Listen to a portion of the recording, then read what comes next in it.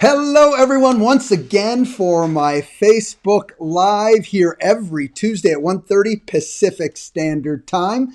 Today, we are going to talk about some ingredients. In fact, my top 5 tips on making better decisions. Now, I am going to simplify this, and I feel really comfortable simplifying it because it never makes sense to make things harder than they actually have to be.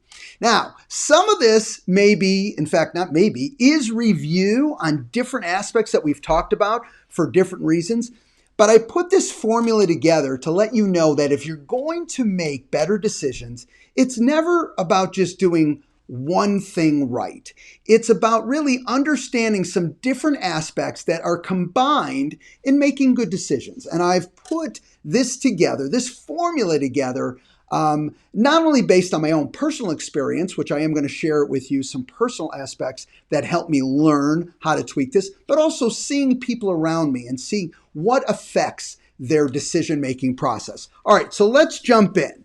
Today's goal, making better decisions. That's what I want you to leave today with that in mind. All right, so tip number 1, always start with the 3 C's. Now, these are not going to be new. You're going to recognize them, but I have to tell you, if you don't start with the 3 C's, and I'm going to tell you what they are here in a second, you skip building a strong foundation to make great decisions. So the 3 C's are this. 1 is clarity. How do you make great decisions in life and in business if you don't know where you're going? So clarity is a must. You have to understand, and you can't be general. You have to be as specific as possible. You know where you are headed, no doubt. Second, consistency. You're not heck and peck. You're not trying to do a ton of things, one day, 1 week, 1 month, and then slow down the next. You're consistent. You understand the importance of less is more, all right? However, being consistent on an ongoing basis each and every day is absolutely a necessity. And the third C, and I would say the most important, that's client, being client-centric. That if you're going to make great decisions, and when I say the word client, that could be tweaked to family member. That can be tweaked to relationship. From a business standpoint, I want you to think of it as client. Now, for all of us, we have different clients. I see my direct clients as my sales executives at the company. They see their direct clients as the buyers and sellers, all right? We want to help the sales executives so they can better help buyers and sellers, all right? So it depends on what subject you're talking about. Again, another example of having to be clear who's your audience. But once you've determined that aspect, it's got to be client focused. It's got to be about helping that end user that you're trying to help. And if you're clear on that and you're focused, the 3 C's, I promise you, will do you proud. All right, so always start with the 3 C's, clarity, consistency, and client. Tip 2, this one is a very sensitive one, and this one is tough, but I will tell you, it's powerful and absolutely mandatory if you're going to make great decisions, and that you have to manage your insecurities. Yes, we all have them. If you're a human being, you have insecurities. But I will tell you, all right, your insecurities either manage you or you are going to manage your insecurities. There is no in between, all right? Now, if you can't internalize that everyone has these insecurities, you're going to start believing that yours are special because they're your insecurities. Well, that's the first mistake. So I normally don't want you generalizing, but this time it's okay. If you're human, everyone's got them. So I want you to see yourself as you're part of this huge group of everyone on the planet that in one way, shape, or form has insecurities. Now, the ego gets involved, and I am suggesting that everyone's got an ego too, right? I suggest you use the ego as a motivator, not a protector or a shield. All right. When you use it as a motivator, all right, you might say, I'll tell you, I want to look good, and that's why I'm up 5 in the morning every morning working out because it's important to me to look good. Okay, now you've taken ego, because again, I want to look good.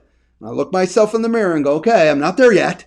All right, and I want to look better. So you're using your ego as a motivator. But when we use it as a protector or a shield, I promise you, it absolutely affects your decision-making process, because now when things are said or situations happen that may be pushing on your ego, pushing the button on your insecurities, the reality of it is now you might get flustered, you might get frustrated, you might get mad. And when you do that, you cloud your ability to make good decisions. All right? So you use that ego as a motivator. Next, and this is in the same, we're still on that same manage your insecurities. You have to learn to also manage your emotions. Look, we're not robots. We are going to feel emotions. And this is never going to be perfect. You're never going to master it. But you've got to minimize your situations where you let yourself, and it's you letting yourself, get triggered. See, no one can, and I know you've heard this before, but no one can upset you. No one can trigger you without your permission. And the reason we know that, okay, is because the same things don't trigger everybody. You know what? Something that upsets you may not upset someone that you know. That tells you it's not about the thing, it's about us. So you've got to manage, all right, your ability in getting triggered. One of the ways that you can do this is when something is said, even if it's something that, you know what, is not positive, ultimately, if you look at it, it's a challenge, okay? And you're not proud of it because it said something about you personally. It's saying something about your company. It's saying something about your service that you provide. Listen, here's the facts. There's either value and truth to it in reality, or there isn't. Best way to do that is, I know this is hard sometimes, but you take it and say, look, if they feel that way, I really have to determine if there's validity here. Because if I determine there is validity, even though I don't like it and it doesn't taste good, I got to tweak it. Once I do that, guess what? Now that problem is no longer part of it. And I can thank them and say, you know what? Thanks for that comment, because it really helped me. There was some issues. We tweaked them. We made the changes. And you know what? We don't have that issue anymore. That's a beautiful scenario. However, if we take those things personally, we feel it's an attack, we stop thinking, we're not helping ourselves make better decisions, what we end up doing now is making a decision out of anger. And most of the time that decision is justifying why you're doing what you're doing. So you're not fixing anything, you're not moving forward, you're stuck. And you stayed there stuck because you made the decision to stay there stuck. Okay? So very, very key, managing those emotions. This one is so big. And again, these are tough, but so powerful. I really want you to think about what we're talking about today. Today is really good stuff if you internalize it. And that is assume nothing. You will not master this either. Okay? I just want you to be thinking about it so you get better at not assuming things. As soon as you assume, all right, I promise you, you create fantasy things, fantasy outcomes in your mind. Oh, you know they're true, even though your truth may not be the truth. Problem. You can't make good decisions on fantasy information.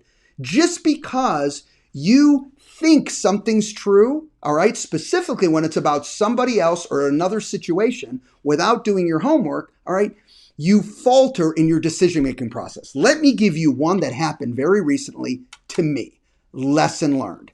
So, long story short, I asked my wife, my daughter needed a ride home. It was later at night.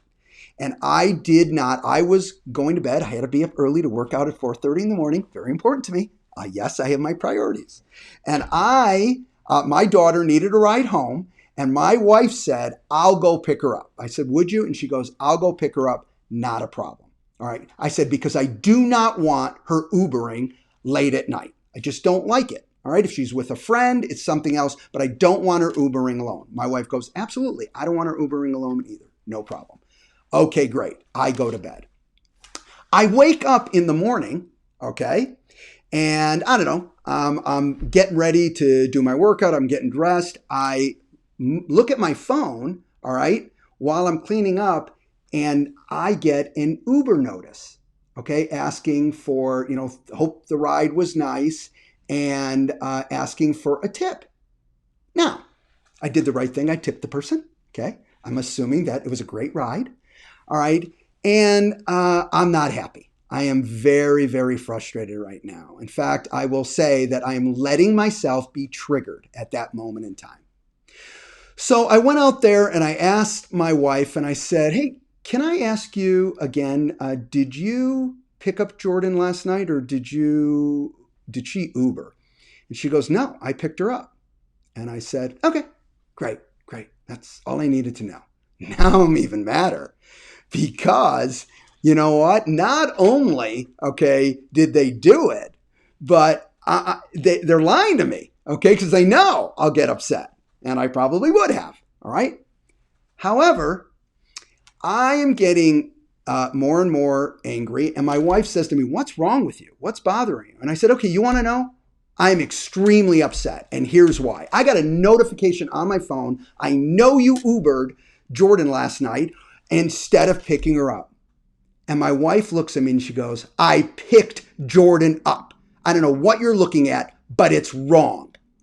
So I went back into my phone, and for whatever reason, that Uber ride was a ride from 2 weeks ago. Okay? That for whatever reason, because God likes to play jokes on me, okay, sent it the exact morning that I had the conversation the last night. All right. So, at first, when I was angry, you're brushing your teeth and I'm like pushing, I'm over breaking the toothbrush. Well, after that, I was finishing brushing my teeth. And you know what? I had no energy whatsoever because my wife was not happy and I was totally out of line. But if you would have put me on a lie detector test saying, do you believe she Ubered? I would have said, absolutely, I have the evidence right here. But my evidence was wrong because I did not do all my homework. I did not look deep enough. I assumed this was true and I was 100% wrong.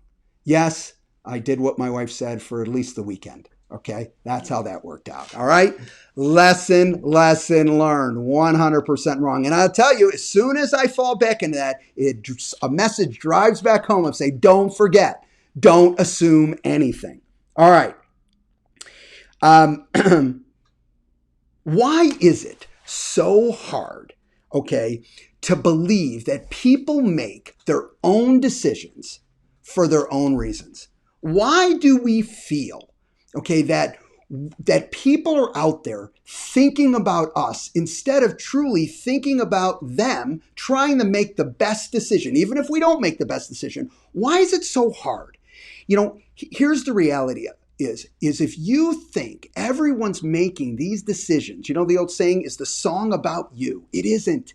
It isn't. It comes down to 3 scenarios, in my opinion. 1, even if you think all right, you don't know what other people are thinking. You don't know what their real belief is. I know sometimes you think all right, and it's bothering you, and it's all a fantasy in your mind. All right, so 1, even though you think you don't. 2nd, let's say you do know. Okay, they've come out and told you what they're thinking, but you don't agree. All right, you've got to sit there and go, you know what, they're feeling that way, and I don't know why they're feeling that way, but that is just not the case. I don't feel that way, or I did not say that in that manner. That was not what I was thinking. So you just don't agree. They do believe it, and they've shared that with you. Or the 3rd scenario is you do know what they're thinking because they shared it with you, and you agree. You know what? You're right.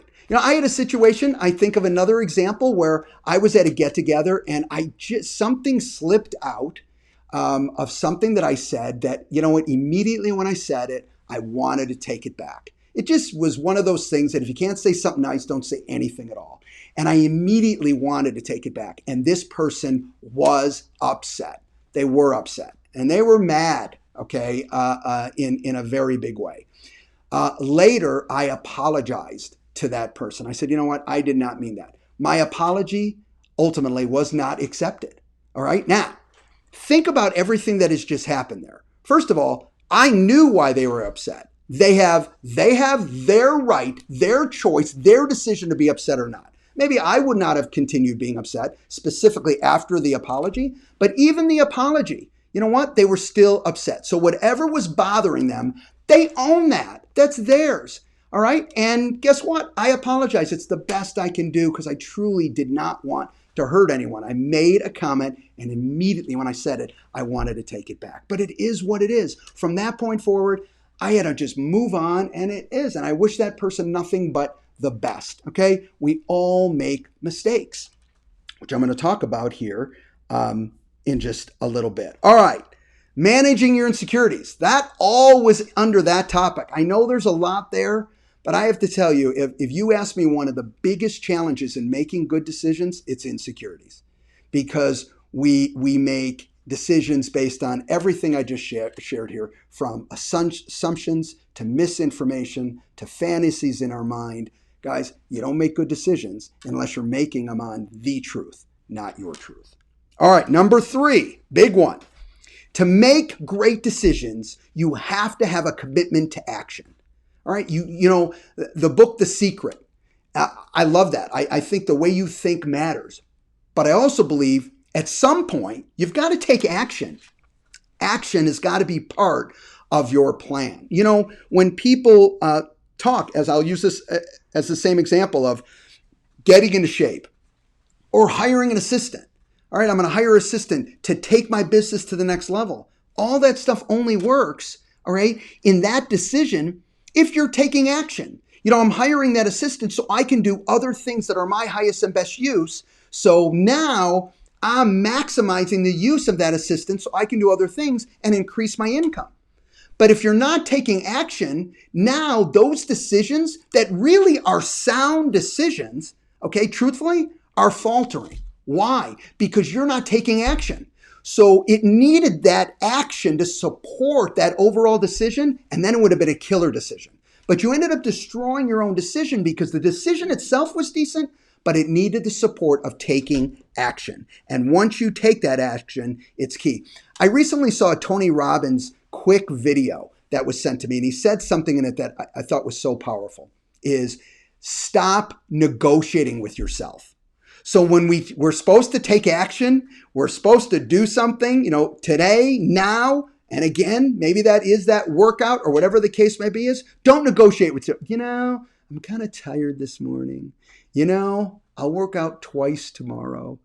You know, I just don't feel like it today. You know what I'll do? Maybe that's all negotiating with yourself. The key is even the snooze button is a negotiation.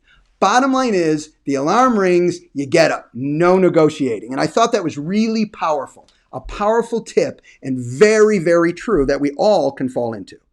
All right, next, number 4. This is another big one that I see can falter. And I think we've seen examples very recently. Value and respect other people's feedback. Okay, value and respect other people's feedback.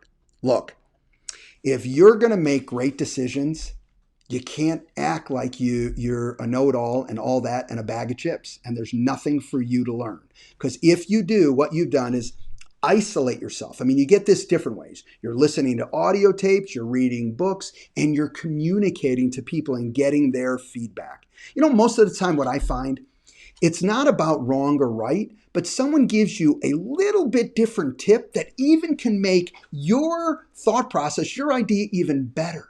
But you got to start off. If you're going to make great decisions, you got to be a great listener. Okay, I believe this. If you listen well, you will always make better decisions because you know what? Good point. Didn't think about that. Or I thought a little bit about it, but not enough. I'm going to make an additional tweak to make this decision even better. Obviously, if you're going to be a great listener, you're not always talking and you're not always trying to drive your point home. Listen, now, if you're always trying to drive your point, there's no way you're listening to the other side. And I'm not saying you're going to agree with the other side. In fact, you may rarely. It's not the point. The point is by listening, okay, by listening, you will pick up things that will help you make better decisions. I promise you. May have nothing to do with ultimately that you agree or disagree with their decision, but you will get tips, you will get feedback, you will get items that will help you make a better decision. Look at, from the recent election, I don't care which side you're on, to everything that went on with COVID. Did you notice that numerous opinions, okay, within that world, okay, sometimes completely opposed?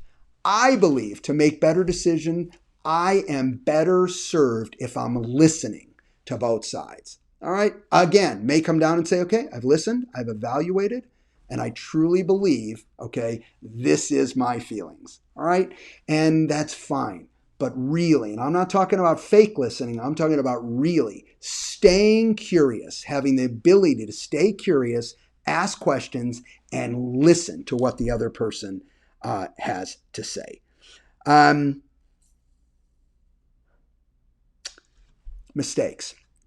I can't leave this subject about valuing and respecting other people's feedback without talking about mistakes. I don't know what's going on, but who do you know that's not making mistakes? Who do you know, okay, does everything perfect? I don't know anybody. I've made a ton of mistakes, more to come. And so the reality of it is I just don't get it. I don't get this idea that when you make an error, you make a mistake, that you honestly don't look at that as, okay, I don't want to make that again. So what do I need to tweak? Where is this negative tinge? In fact, I would have to say, failure and mistakes are the best teachers. If you're listening and if you want to get better, all right? Because if you're listening and you want to make better decisions, you're saying, okay, that didn't work out for me. That didn't serve me well. All right. So I'm going to tweak that next time and I'm not going to fall into the same trap again. All right. The biggest lessons are learned by our failures and by our mistakes, as long as we don't leave that lesson on the table. And number 5, last but certainly not least, and again, these are big because making decisions brings us where we are in our life. So making decisions is a big thing. The last one is embrace your fears.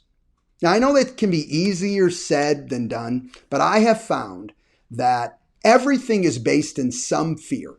Okay, I don't care what it is. There's something that we're afraid of that stops us. Okay, it may not be something that the person next to you is afraid of, but something always comes back in some way, shape, or form to fear. And I'm going to give you a solution for this.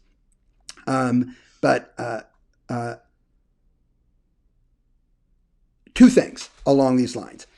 One is if we're going to pierce the veil, for lack of a better way, of our fears, then I want to give you an opportunity to build your confidence. So what are some of the ways that we, okay, as just individuals, we want to break through our fear? How do we build our confidence? One is experiences, okay? So big. I mean, as you live through things, that's why they say as you age, and experience is a great teacher. And it is, because you've actually lived through it. Well, how can we do that in our own lives? Well, using practice in 2 ways. One, you can do practice that you're not actually out there. You're practicing behind the scenes. Okay, you're doing it with role play.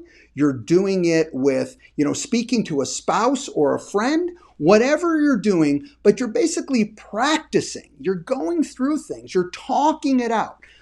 Speaking to a therapist, whatever the case may be, so you can practice and see, why am I feeling this way? I don't like that I feel this way. All that type of communication is great. But I will tell you, some of the best ways, okay, to break through those fears is live it. So practicing live, getting out there. In our business, that would be, you know what? You're doing a listing presentation. You're meeting with the buyer, okay? I'm scared to death. I know, but you got to do it. And the more you do it, the more confidence you'll build and the more you'll break through those fears, okay? And I have to tell you, when you're fearful, it changes your decision-making process. That's why it's part of this. Embracing your fears and getting past those are key in making good decisions. Because you know what? If I'm holding myself back, I really want to do great in real estate. It's so important to me. but I can't break through that fear, or I choose not to break through that fear, because can't really means won't. So I won't make the choice to break through that fear. Look at that. In that example, you're holding your career back just because I'm building a fantasy thought process of what it will mean if I say something and they don't like me, or they don't think I'm smart, or all this stuff, which, by the way, they're not even thinking. You're thinking that they'll be thinking that. Again, building those fantasy aspects. All right. So living it live and going through it is a great way to break through the fears. One other that I want you to keep in your back pocket, and I would ask this question every single time. Anytime you're fearful about anything, okay, or anything's holding you back, even if you're not fearful, you're like, I'm not afraid at all. I don't even understand that. If you're being held back, I want you to ask this question. What am I afraid of?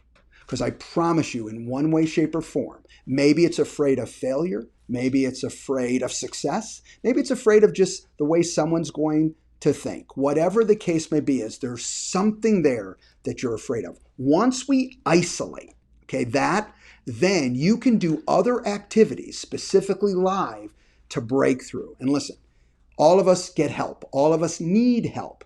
Okay, we're a team. You go to a teammate, you go to a friend, you go to a manager, you go to an instructor, and you say, look, I need help in this area. If you really want to make better decisions, these areas that I covered today will be a key contributor to making great decisions. You might have others that you feel is very important to you, and that's great. These 5 for me, and I'm going to review really quick here. These 5, starting with the 3 C's, managing your insecurities, committing to action, valuing and respecting other people's feedback, and embracing your fears, are key contributors to making great decisions. And I believe this in closing. Every decision you make matters, and every decision brings you on X path. If you have clarity on where that path is, and you're clear on what you need to do to make great decisions, you'll get there, I believe, faster, more effectively, and hopefully you'll have a smile on your face as you go. All right? I hope today was valuable for you. If it was, please like, share, and follow. As always, we will be talking next week. I want to give you a heads up here because we're going to be talking about team building. We have a guest, Mr. Matt Mullen, next week, and he is going to tell us all these key points of what he's done to run an incredible brokerage within a brokerage. And I have to say this, and he'll share the specifics with you. What's so impressive is not only his success in dollars and cents, but his success in culture, his success in building a group that has such a wide range of success. It's just incredibly impressive. So if you want to learn, you're thinking about maybe running a team, you're already running a team, what we call a brokerage and a brokerage, you will not want to miss Matt's feedback. See everybody next week. Thanks. Bye-bye.